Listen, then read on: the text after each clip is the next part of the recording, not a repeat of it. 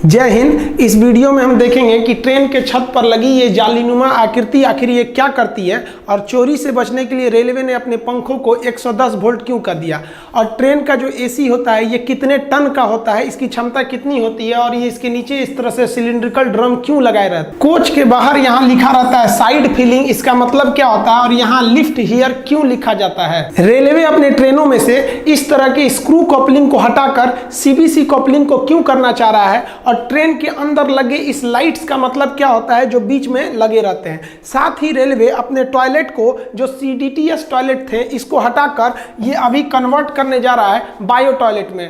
Railway अपने आधुनिक ट्रेनों से इस साइड बूफर को क्यों हटा दिया, और ये क्या करते थे साइड बूफर, अब नए ट्रेनों में ये साइड बूफर को क्यों नहीं लगाया जा रहा है। आप देखे होंगे किसी ट्रेन के साइड में यहाँ पीले रंग की पट्टी बनाई गई है, जबकि आप इस ट्रेन में देखेंगे तो यहाँ कोई भी पट्टी नहीं बनाई गई है। किसी ट्रेन के आप बोगी पे देखेंगे तो ऐसे लाइनिंग ये क्यों खींची गई रहती है, इसका मतलब क्या होता है। ट्रेन में सफर के दौरान आप ट्रेन के छत पर इस तरह एक जालीनुमा आकृति देखे होंगे, इसे रूफ वेंटिलेटर कहते हैं। आपको पता है कि गर्म हवा हमेशा ऊपर की ओर जाती है। जब ट्रेन में भीड़ ज्यादा हो जाती है तो उसमें गर्म हवा बनने लगती है, और ये गर्म हवा ट्रेन के ऊपर जाती है, जिस वजह से इसको निकालना जरूरी है, नहीं तो ट्रेन डिसबैलेंस होकर दुर्घटनाग्रस्त हो सकता है। तो इस हवा को बाहर निकलने के लिए जाली दे दिया जाता है, और इसको ऊपर की ओर ट्रेन के ऊपर देखेंगे तो इस तरह से निकलने का रास्ता दे दिया जाता है, और उसको केवल इस तरह से ढक दिया जाता है कि बारिश के दौरान डायरेक्ट पानी अंदर ना आए। तो इसे हम लोग रूफ वेंटिलेटर सिस्टम कहते हैं। आप एक और चीज देखे होंगे कि ट्रेन के पंखे या बल्ब आपके घर में बिजली से नहीं चल सकते हैं। इसका सबसे बड़ा रीजन क्या है कि पहले लोग ट्रेन की लाइट पंखे चोरी करके लेके चले जाते थे, तो रेलवे ने दिमाग लगाया। रेलवे ने कहा कि लोगों को घर में या तो 220 वोल्ट की एसी करंट रहती है, और लाइट कट जाती है तो लोग डीसी चलाते हैं। तो डीसी अमूमन 12 वोल्ट का रहता है, मीडियम लेवल की कोई भी मशीन 24 वोल्ट की बड़ी चीजें रहती हैं, और 5 वोल्ट के छोटे छोटे खिलौने वगैरह रहते हैं। यानी रेलवे समझ गई कि एसी अगर घर में चाहिए तो 220 वोल्ट, और डीसी चाहिए तो 24 या 12 चाहिए। तो रेलवे ने दिमाग लगाया। रेलवे ने अपने पंखे तथा बत्ती को 110 वोल्ट डीसी दे दिया। अब किसी के घर में 110 वोल्ट डीसी रहता ही नहीं है। अब क्या करिएगा ले जाके ये, तो ये आपके लिए एकदम बेकार हो गया। इससे रेलवे की सामानों की चोरी रुक गई। ये 110 वोल्ट डीसी कहाँ से आता है, तो ट्रेन के नीचे लगे इस बैटरी बॉक्स से आता है। आप ट्रेन के नीचे देखे होंगे इस तरह से एक बैटरी बॉक्स लगी रहती है, इसी बैटरी बॉक्स से आता है। और आप गौर किए होंगे कि ट्रेन के जितने चार्जर वगैरह होते हैं ना ससुरे आधे से ज़्यादा तो जले हुए रहते हैं। ऐसा क्यों होता है आपको पता है। पावर इज इक्वल टू होता है voltage into current, P is equal to V into I.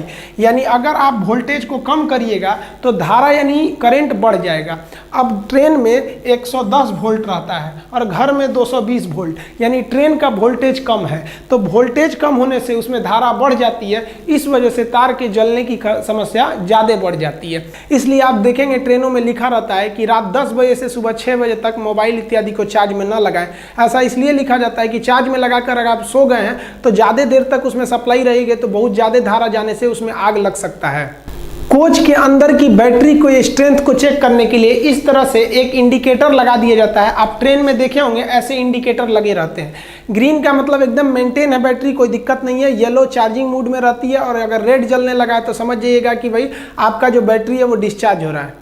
Train coach का जो बैटरी होता है वो डीसी देता है, और ये जो डीसी होते हैं ये कम वोल्टेज पे दिए जाते हैं, लगभग 110 वोल्ट पर दिए जाते हैं। आपको पता है कि जब भी वोल्टेज कम रहता है तो धारा ज़्यादा हो जाती है और वहाँ शॉर्ट सर्किट का डर होता है। आप ट्रेन पर पायदान के पास देखिएगा, एक और लिखा रहता है साइड फिलिंग और एक और लिखा रहता है लिफ्ट हियर। वो कहीं भी लिखा रहता है, मतलब जनरली ये पायदान के पास लिखा जाता है। इसका मतलब क्या होता है, तो पहले लिफ्ट हियर समझिए। लिफ्ट का मतलब उठाना, यहाँ से उठाइए, यानी यहीं से बोगी को उठाया जाता है ऊपर कोच को अलग करने के लिए। जैसे मेंटेनेंस के लिए ट्रेन जाती है तो उसके बोगी को उठा लिया जाता है, मतलब कोच को उठा लिया जाता है, अब बोगी को साइड में कर दिया जाता है। तो उठाने के लिए आखिर कहां पर आप क्रेन फंसाइएगा, वहीं ना फंसाना होगा। पता चला कहीं और फंसा देंगे तो अंदर का कोई इंस्ट्रूमेंट टूट जाएगा।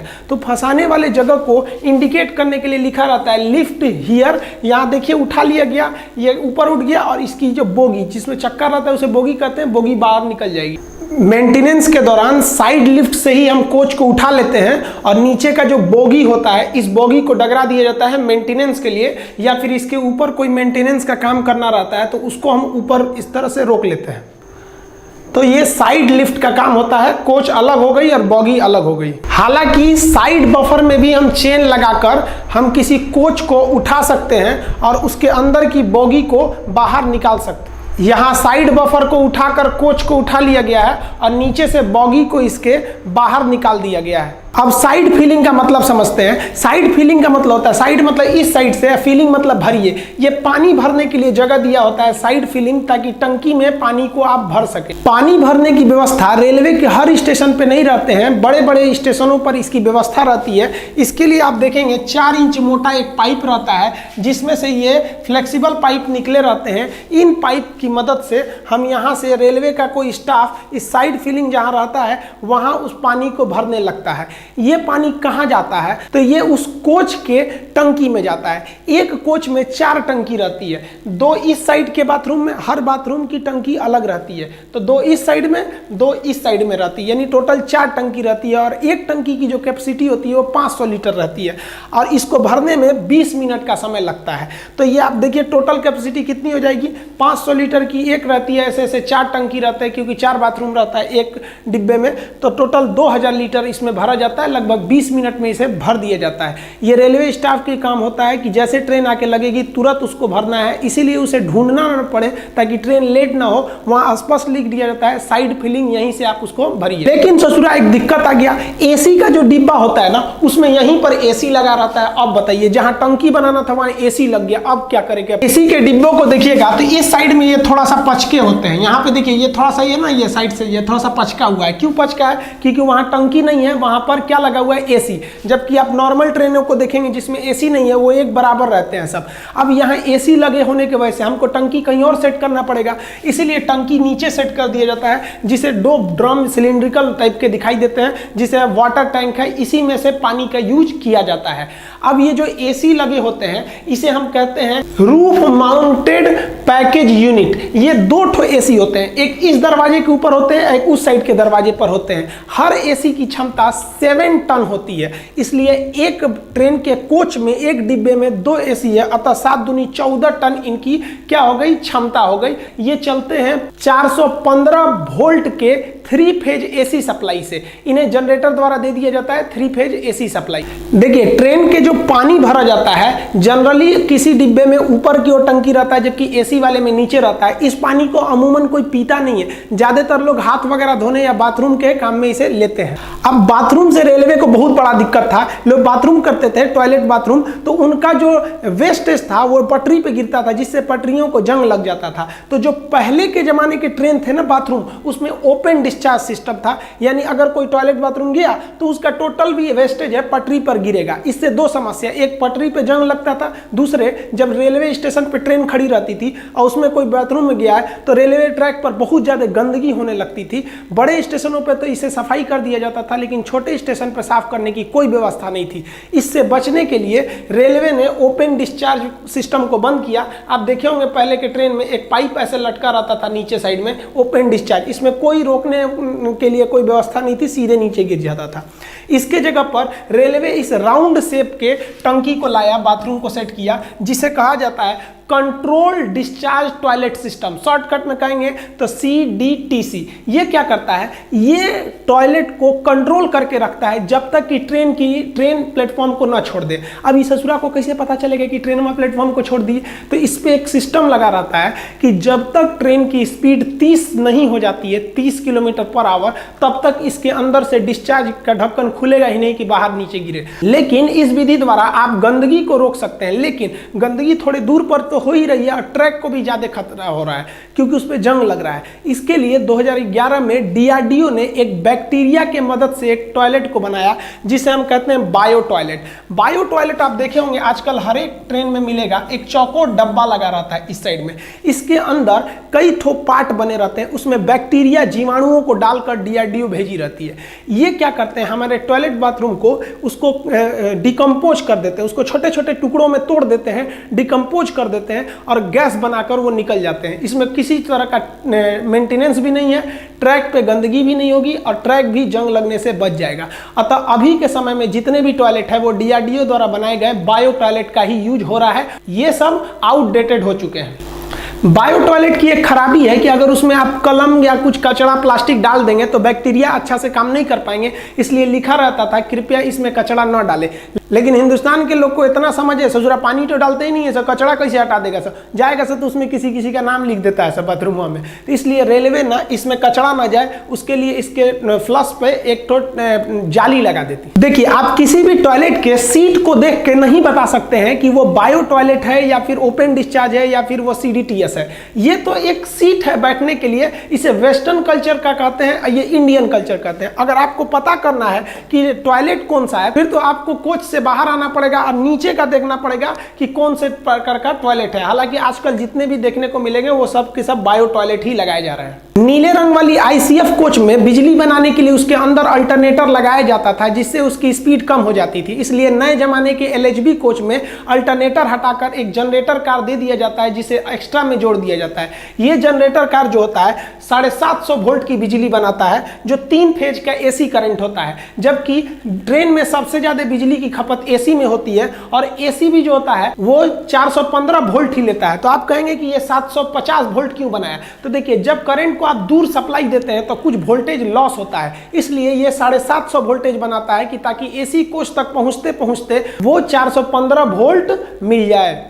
लंबी दूरी के ट्रेन में एक पेंट्री कार होता है जिसमें खाना बनाया जाता है, उसमें इस तरह से खाना बना दिया जाता है और आपको सर्व कर दिया जाता है खाना। लेकिन बहुत से ऐसी ट्रेन है जिसमें पेंट्री कार नहीं होता है तो उसे ऑन बोर्ड कैटरिंग यानी बड़े स्टेशनों से खाना डायरेक्ट रेडीमेड बनाकर और उसमें सर्व किया जाता है। ट्रेन के किसी किसी डब्बे पर आप टॉयलेट के पास इस तरह से लाइनिंग देखते होंगे, ये जनरल बॉगी को दर्शाता है कि ये बॉगी जनरल है, इसमें कोई भी घुस सकता है, रिजर्वेशन की जरूरत नहीं है। जनरल बॉगी की एक और पहचान होती है कि इसमें 3 दरवाजे लगाए जाते हैं। 3 दरवाजे इसलिए लगाए जाते हैं क्योंकि इसमें भयानक कोच के पूरा भीड़ होता है, एकदम भयानक, एकदम देखिए ना, अतः यह भीड़ जल्दी से निकल जाए और जल्दी से एंट्री कर जाए इसलिए इसमें 3 दरवाजे दिए जाते हैं। स्लीपर में केवल 2 दरवाजे दिए जाते हैं एक साइड में। एक चीज आप गौर किए होंगे कि जनरल बॉगी या तो शुरू में लगाता है या तो लास्ट में लगाता है, यानी अमूमन दोनों साइड में लगाता है, बीच में जनरल नहीं रहते हैं, बीच में स्लीपर बॉगी को लगाया जाता है और AC को। देखिए स्लीपर बॉगी में अगर हम 3 दरवाजे देंगे तो उसमें सीट की संख्या घट जाएगी, इसलिए उसमें 2 ही दरवाजे दिए जाते हैं और स्लीपर में भीड़ भी कम रहता है। दूसरा स्लीपर का अगर आप लॉन देखिएगा तो एक से दूसरा जुड़ा रहता है। आप यहां देखिए एक लंबी गैलरी दिखेगी, आप गैलरी देखिए, आप इधर इसको क्या लिए ध्यान से देख रहे हैं आप लोग, इधर मत देखिए, ये लंबी गैलरी देखिए। तो ये पूरा बॉगी एक से दूसरे से जुड़ा रहता है, पूरा डिब्बा एक से दूसरे में। आप देखिए इसको जोड़ने के लिए यहाँ कनेक्ट करने के लिए एक दरवाजे दिए रहते हैं। आप ये काले रंग का पाइप देखे होंगे, इस तरह से किसी किसी ट्रेन में रहता है। तो ये इस बॉगी से आप उस बॉगी में जा सकते हैं। यहाँ नीचे एक पैरदान बना दिया जाता है ताकि आप वहां से जा सकते हैं। आप देखेंगे स्लीपर का पूरा डिब्बा आपस में कनेक्ट रहता है और आप इस बीच के कनेक्टर के द्वारा इस डिब्बे से इस डिब्बे में आप आराम से आ सकते हैं, जबकि जनरल डिब्बा आपस में नहीं कनेक्ट रहता है। इसीलिए जनरल डिब्बे को शुरू में दे देते हैं और लास्ट में दे देते हैं और बीच में इसे नहीं देते हैं क्योंकि बीच में देने के बाद कनेक्शन कट जाएगा।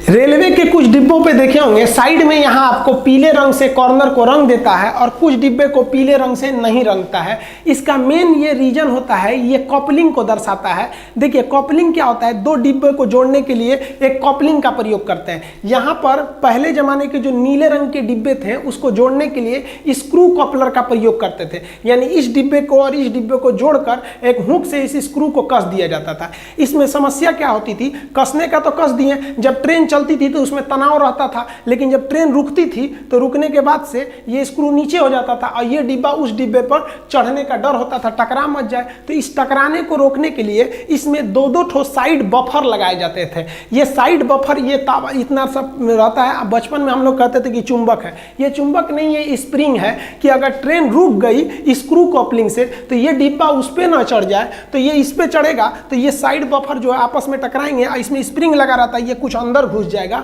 और फिर ये उसको ढकेल देगा। इस तरह से ये एक दुर्घटना को रोक सकती थी, लेकिन इसमें झटके ज्यादा लगते हैं। दूसरा एक और डीमेरिट है कि इसमें आपको लोहे की बर्बादी है। 2-2 तो साइड बफर जोड़ रहे हैं इतना हैवी, फिर इस डिब्बे को जोड़ने के लिए स्क्रू कॉपलिंग का प्रयोग कर रहे हैं। तो इतना क्यों किया जाए, तो रेलवे ने दिमाग लगाया, उसने ये बिना पीला पट्टी वाले की जगह पे एक पीला पट्टी वाला लाया और उसको उसने बदल दिया सेंटर बफर कॉपलर में। नए जमाने के जितने भी LHB कोचेज है, इसमें आप कहीं पे भी देखिए यहाँ साइड बफर नहीं मिलेगा आपको, बल्कि इसका जो कपलिंग होता है LHB का वो होता है सेंटर बफर कपलिंग, यानी इसके बीच में ही जो बफर यानी स्प्रिंग लगाना होता है उसी के मुंह पर एक क्या कर देते हैं कपलिंग भी जोड़ देते हैं, यानी वही डिब्बे को जोड़े रहता है और वही स्प्रिंग का भी काम करता है। आप देखिए इसी को हम लोग कहते हैं सेंटर बफर। देखिए ये शुरुआत का हिस्सा किसका काम कर दिया, ये बफर का काम कर दिया यहाँ पर, यानी स्प्रिंग सॉकर का काम कर दिया, झटका नहीं देगा। और बीच में ये वाला मोटा सा हिस्सा ये किसका काम कर दिया, कपलिंग का।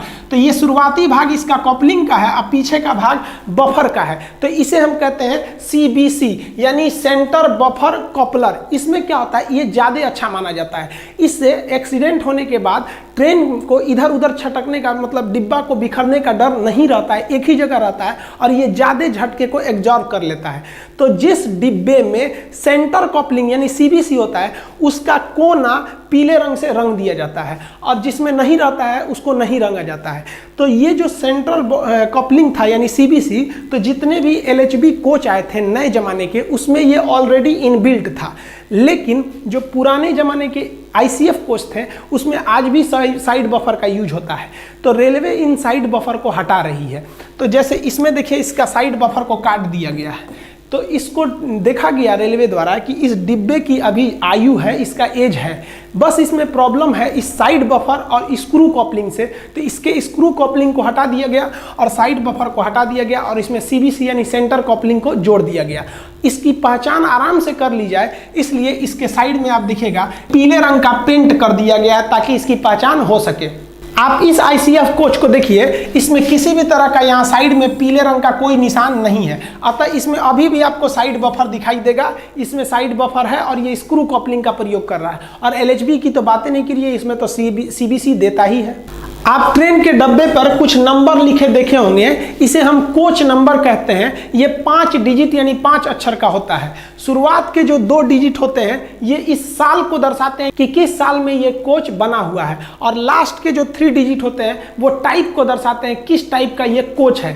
जैसे इसके शुरू में लिखा है 04 यानी ये 2004 का बना हुआ है, लास्ट में पढ़िए 052 ये AC कोच को दर्शाता है। देखिए AC कोच 1 नंबर का डिब्बा माना जाता है, तो 1 से लेकर 200 तक का नंबर ये AC कोच को दर्शाते हैं, 1 से लेकर 200 तक का। तो आप बताइए 52 किस में आएगा, 1 से लेकर 200 के बीच में, यानी ये AC डिब्बा है। और शुरुआत का 2 अक्षर 04 ये बता रहा है कि 2004 का बना हुआ है। अब AC के बाद सेकंड नंबर आता है किसका, स्लीपर का।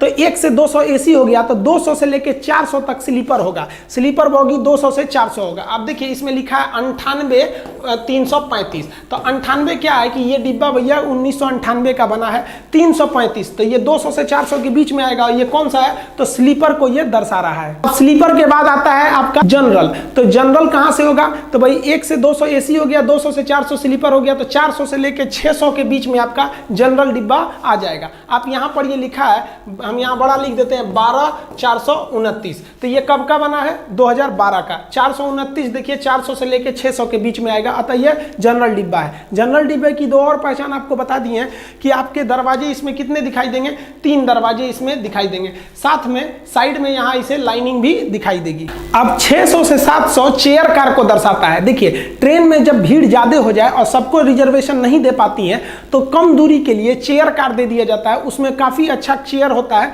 आरामदायक होता है, फ्लाइट के जैसे, जैसे जनशताब्दी हो गया, इसमें केवल आपको बैठने के लिए यही मिलेगा और इसका भी रिजर्वेशन होता है। तो वो चेयर कार के डिब्बा को दर्शाया जाता है, कहां से, 600 से लेकर 700 तक के चेयर कार को दर्शाया जाता है। जैसे यहां लिखा है 02615, अब बताइए 2002 की बनी है, 615 तो इसी के बीच में आएगा। ये जनशताब्दी ट्रेन है और ये चेयर कार डिब्बा को दर्शा रहा है। अब 700 से 800 तक का नंबर जो होता है वो सीटिंग कम लगेज को दर्शाता है। जब कभी रेलवे को ऐसे डिब्बे भेजने रहते हैं कि जिसमें ज्यादा सामान नहीं ले जाना है, तो क्या करते हैं, उस डिब्बे में आधा बैठने का जगह बना देता है सीटिंग के लिए और आधा लगेज को बना देता है, और इसी को हम लोग कहते हैं सीटिंग कम लगेज। इसका नंबर 700 से 800 के बीच में होता है। आप यहां पढ़िएगा लिखा है 08701, तो आप बताइए 701 तो 700 और 800 के बीच में ही आएगा, अतः यह सीटिंग कम लगेज है। आधा जो लगेज होगा और आधा में आदमी बैठेंगे। तो इसको जनरली रेलवे क्या करती है कि इसको विकलांग श्रेणी में डाल देती है, क्योंकि हैंडीकैप की संख्या कम होती है